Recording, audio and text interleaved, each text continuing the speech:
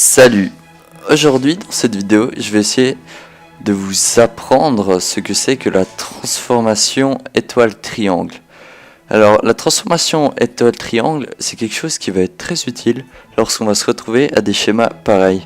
Avec des résistances comme ça en parallèle, ça va, mais il y aura cette petite résistance qui va faire chier. Alors tout ce qu'il faut en fait pour parer ça, c'est de redessiner le schéma. Je vous conseille vraiment de le faire si vous débutez afin de faire un truc de ce style.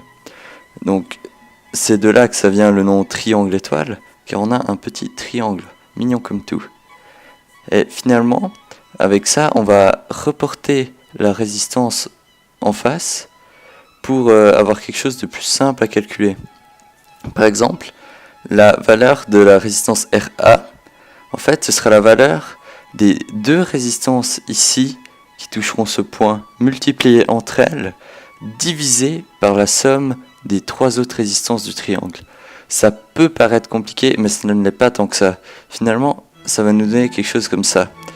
RA, en fait, sera égal à R1 fois R2. Parce que R1 et R2 sont les deux résistances qui sont en contact avec le point A.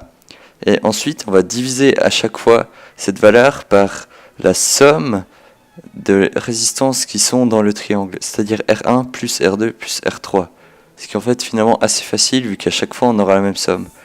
Ensuite, pour les autres, c'est la même chose. La résistance RB sera les deux résistances qui seront en contact avec le point B. Donc R1 fois R3, on a R1 fois R3 divisé encore par la somme de toutes les autres.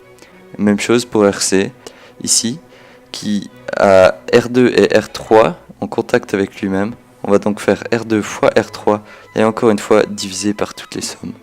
Donc finalement c'est que ça. On doit juste redessiner le truc afin d'avoir quelque chose. Et ces deux résistances finalement, ce sont deux résistances en parallèle qui seront donc à calculer avec la fameuse formule des résistances en parallèle qui est donc 1 sur 1 la résistance RB plus 1 sur la résistance RC. C'est tout simplement ça. Et avec ça, vous pourrez résoudre ce genre de petits trucs. Voilà, c'est tout pour aujourd'hui. Et si tu veux d'autres tutos mathématiques sur la chaîne YouTube Sakapof, abonne-toi. Lol.